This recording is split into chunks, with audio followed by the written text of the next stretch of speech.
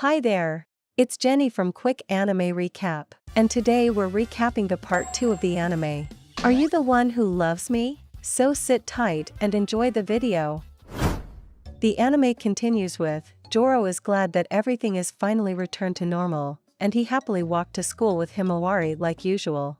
However, this shortly comes to an end when Asunaro invites him to sit at the bench on the rooftop, causing all of his trauma to float up.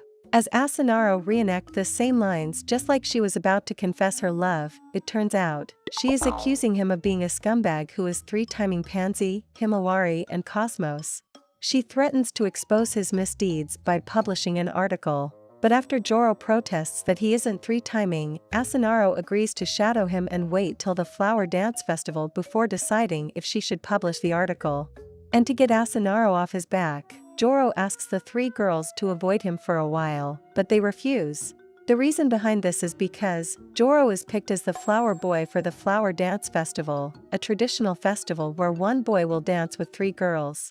Himawari and Cosmos are two of the girls, but no one wants to be the third girl due to some strange rumors flying around Joro. In the end, Sun becomes the third girl for the dance.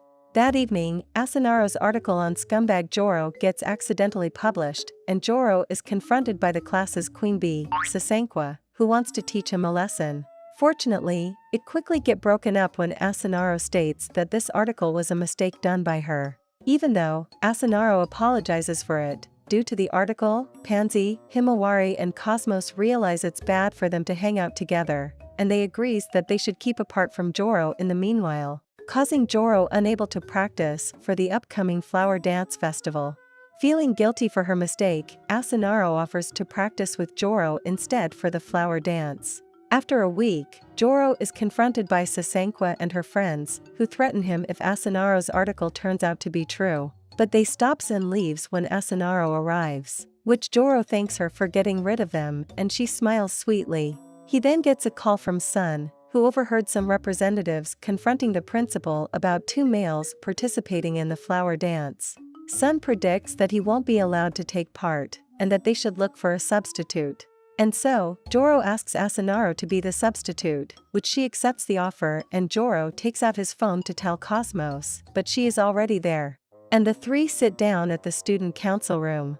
Unexpectedly, Cosmos reveals that she knows Asunaro has been lying to Joro and everyone else, accusing Asunaro of lying about her article and driving Joro into a corner, just so she could become the one closest to him.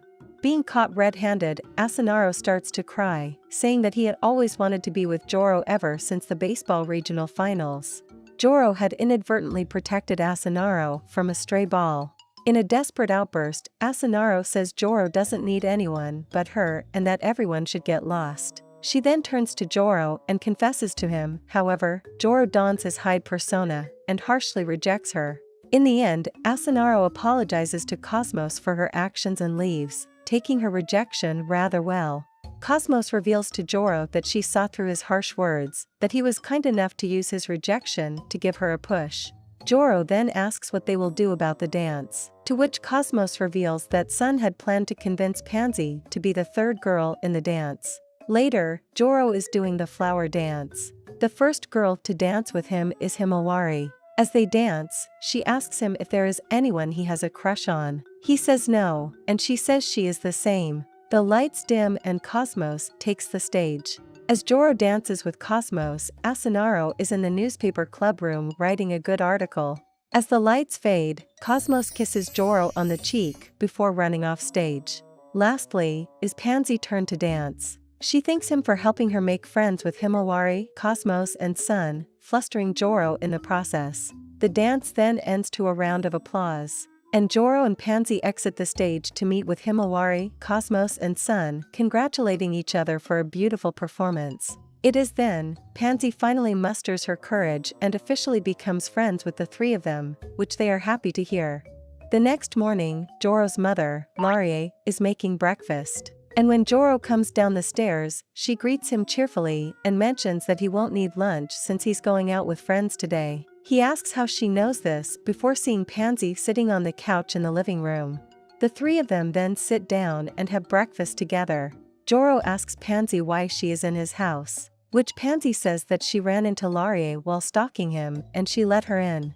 She then shows Joro a ticket to go to the pool, Aqualand, and they decide to leave after breakfast. At the pool, Joro is excited, which Sun comes up to him, also sharing his excitement. In that moment, Himawari runs up to them, followed by Cosmos and Pansy, all wearing their fancy bikini.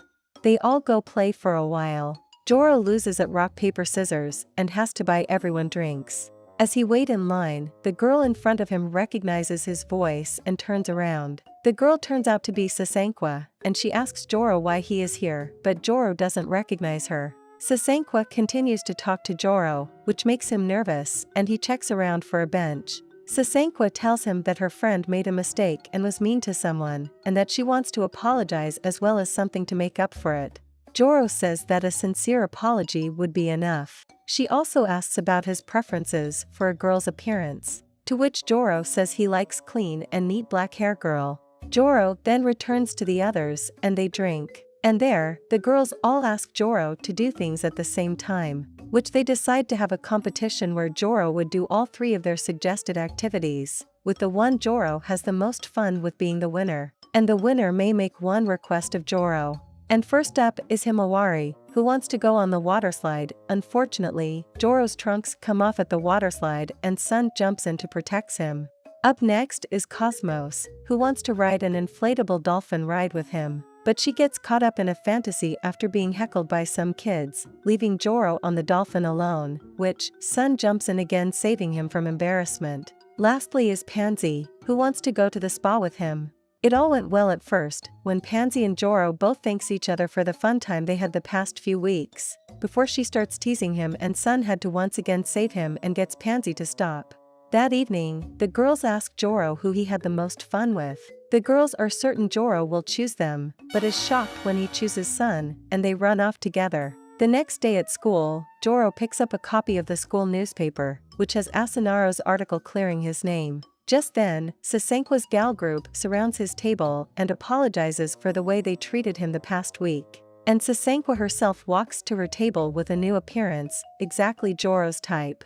When Sasankwa apologizes to Joro for the past week, she is interrupted by a transfer student, Tsubaki, who kisses Joro's hand and states she will do anything to make him happy.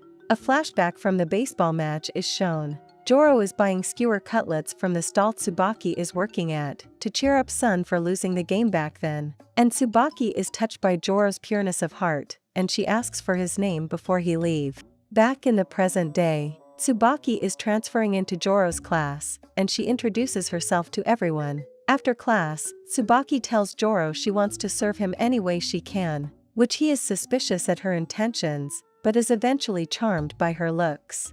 At lunch, she is properly introduced to the group and they are eating together in the library. Cosmos made a big bento for Joro, but Tsubaki gives him a bento first before she could. After lunch, Pansy lends Joro her favorite book, so they will have something else to talk. And after school, Joro buys something from the shop. And suddenly, Himawari tackles him and tells him her birthday is coming up, which she is excited to have him over to her birthday party. At home, Joro realizes he has lost Pansy's book, having dropped it when Himawari tackled him. And so, he rushes back to the shopping center to look for it. And there, two girls named Cherry and Tsukimi offer to help him find it. And they eventually did find it, but it is all beaten up.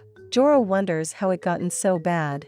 Cherry then tells him it will be very expensive to buy a new one, but she knows someone who owns the same book, and gives him the address of the bookstore that sells the book. The next day, at lunchtime, Joro is buried in a magazine looking for a part-time job to earn money to buy the book. And Cosmos is sad that he doesn't pay attention to her 5-layer bento, which Himawari angrily takes the magazine from Joro. Tsubaki offers Joro a job at her newly opened store. And Joro accepts the offer immediately, as the wage is higher than the best option he found in the magazine. He heavily compliments Tsubaki, which makes Cosmos sad again. Later, Joro finally tells Pansy that he ruined her book by accident. And he says he will work until he can buy her a new one. However, Pansy says that isn't necessary, and that she wants him to come to the library instead of work. Joro still insists that he has to make it up to her by buying her a new one. And so, Pansy leaves feeling sad. At Cheerful Skewers, Joro prepares for his first day of work, and Tsubaki says to herself that her payback is about to start. Thanks for watching the video. Still want to watch more anime recap? Click the video on the screen to watch more. And don't forget to subscribe to catch the latest upload.